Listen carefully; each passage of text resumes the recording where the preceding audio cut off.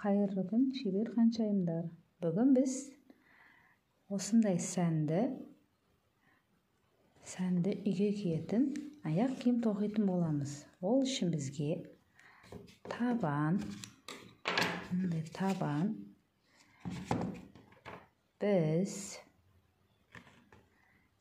жіп, иран жіп керек болады, қайшы керек болады.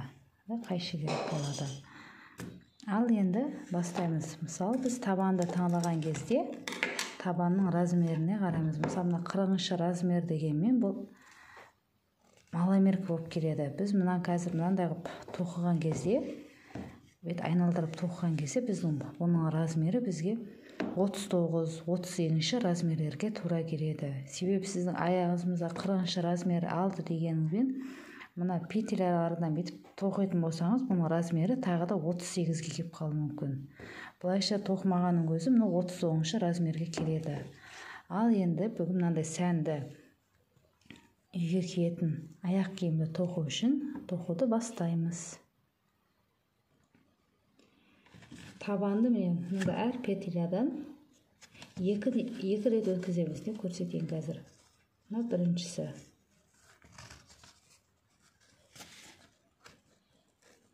Өткізіп аламыз.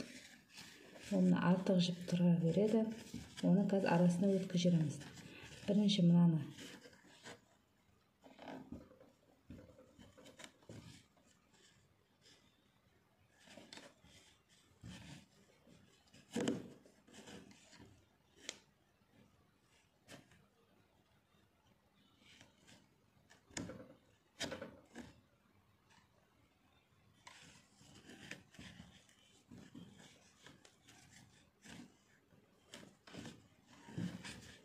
Бірінші өтті. Ал енді екіншін тағы да өткіземіз. Бір петлядан екі рет өткіземіз. Екіншісі өтті. Сол кезде мына жіпті ортаға кіргіз жерімізді қайтып мынаны шығарамыз.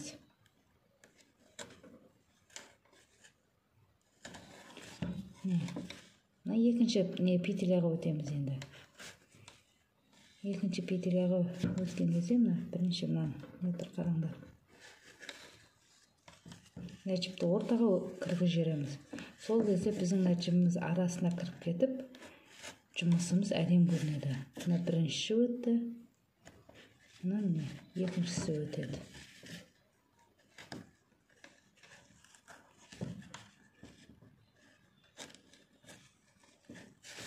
Осындай болып айналдырып, біз қайтып осы жерге келіп тоқитын боламыз. Міне айналдырып тоқып алып келдік. Бар жерін айналдырып, тура қайтып осы жерге келдік. Енді осы келген шетімізге бір рет өткіземіз осылай. Одан кейін жіпті бір айналдырып, кейінгі неге кіргіз шығарамыз. Бір кіргіздік. Екеуін шығарамыз. Одан кейін тағы да біреу шығарамыз. Тура өсіп кейінгілерінде қайталай береміз.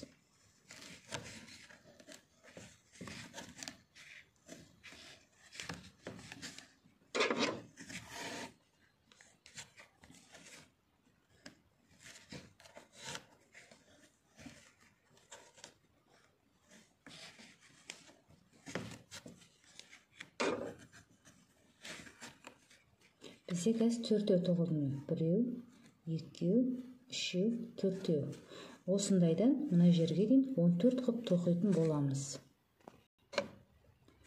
Міне бізде 14 болды. Санасаңдар. Біреу, екеу, үшеу, төртеу, бесеу, алтау, жетеу, 8, 9, 10, 11, 12, 13, 14.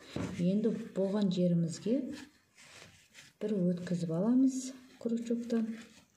Осыны айналдырып, енді тура екінші қарама-қарсы беттен қайтып тоқимыз. Крючокты бір айналдырып аламыз.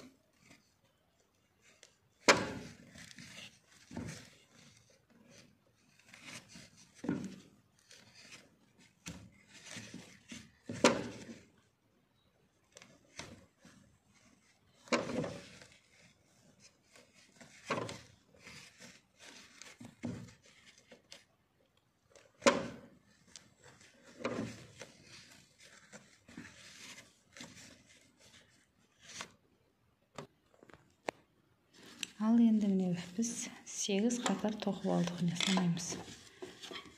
1, 2, 3, 4, 5, 6, 7, 8. 8-ші қатар тоққаннан кейін енді ақ жіптен 6 қатар тоқимыз. Ол үшін біз қазір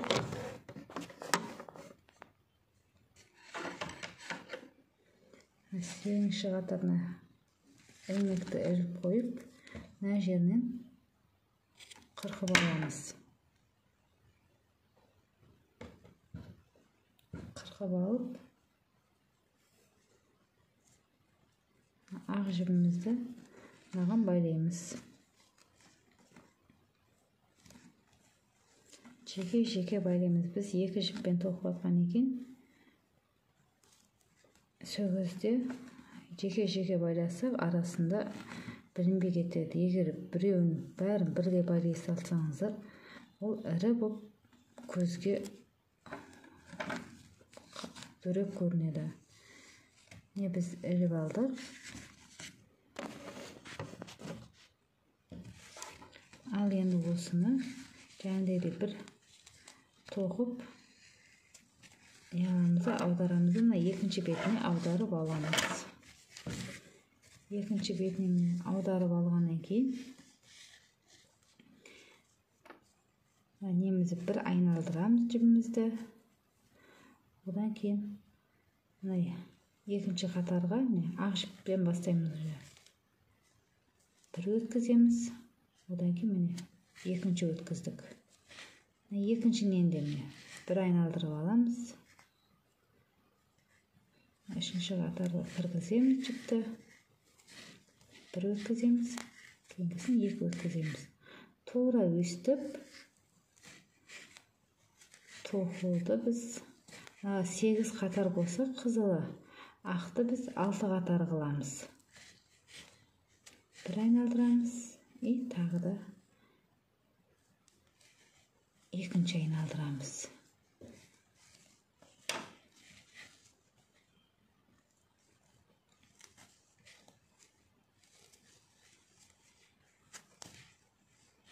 Осы арқылы біз мына басқа дейін қазір тоқып шығамыз. Ал енді мына басқа дейін тоқыдық.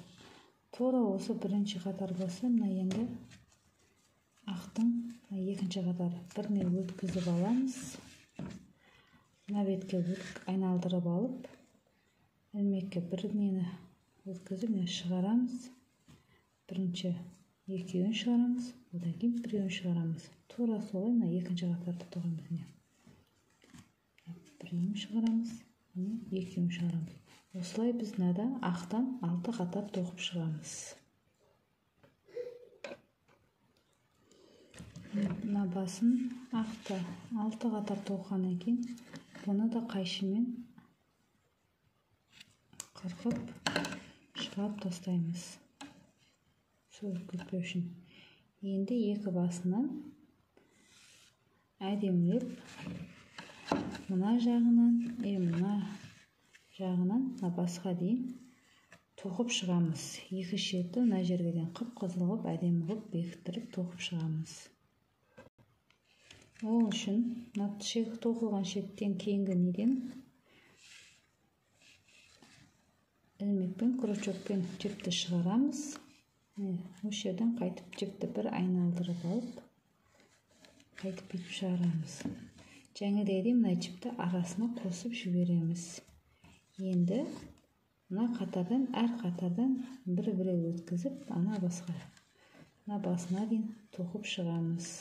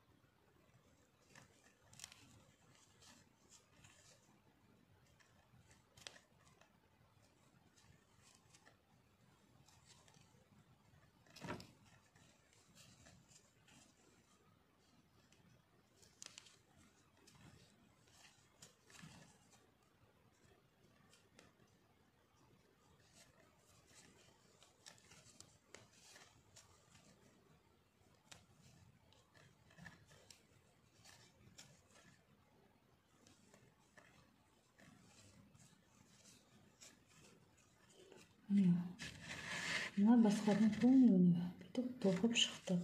Енді осыны осы жерден қайшымен қырқып тастаймыз.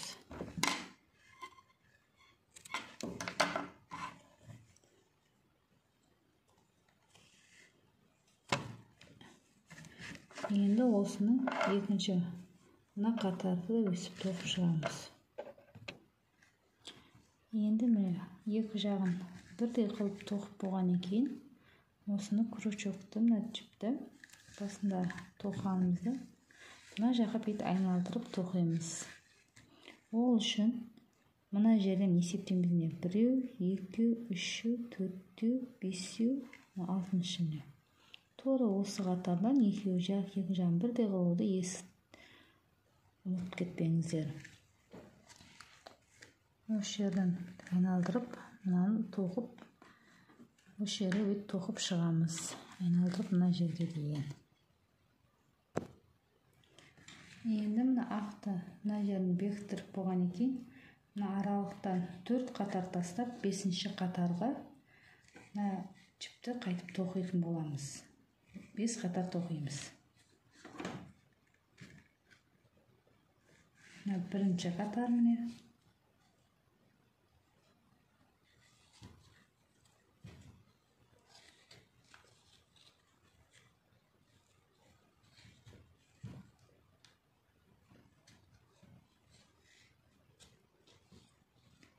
Екінші қатар.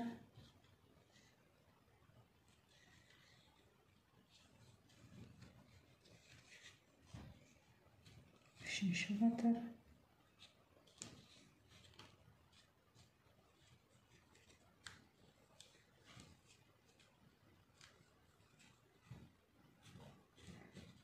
Төртінші қатар.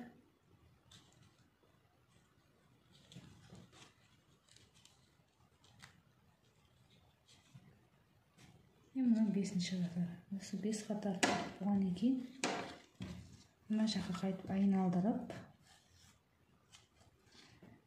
бір рет жүргізіп шығамыз өзін. Одан кейін тағы да артқа қайтамыз. Тура 5 қатарды өсіп, осы жақтан қайтып тоқып шығамыз.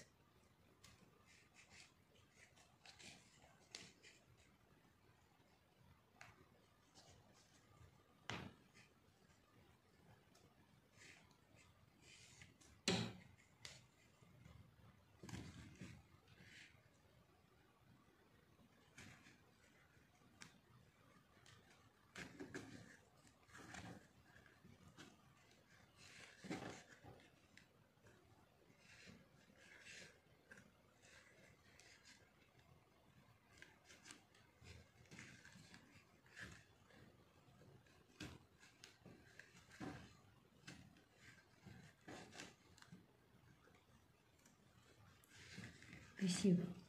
Міне, 1, 2, 3, 4, 5. 17 қатар қылып тоқимыз. 17 қатар қылып тоққан екен, бас жағын, енді мына бас жағына біріктіреміз. Мына сияқты 4 қатар тастап кетіп, мына жерден мына аралықтан қосып біріктіріп шығамыз. Міне біз тоқып біріктіріп болдық екі жағын. Енді осыны бетін сәндеу үшін біз мынандай қылып крючокпен тоқып, осыны аяқ киімнің домашнийдің бетіне тікетін боламыз. Ол үшін бізге ине жіпті аламыз.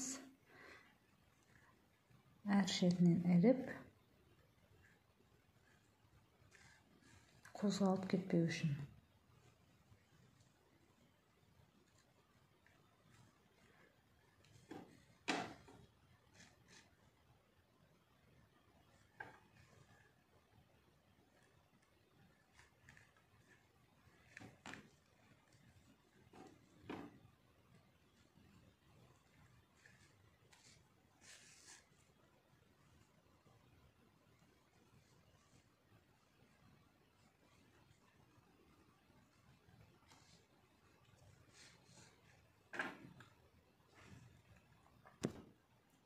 Міне шебер ханшайымдар, өстіп бетіне гүлді тоқып, мына үшеуін алдына іліп қоямыз. Астының қысын мына екеуіне іліп қойып, осындай сәнді аяқ киім үйде өздеріңізге тоқып алуларыңызға болады. Менің каналыма тіркелуді ұмытпаңыздар.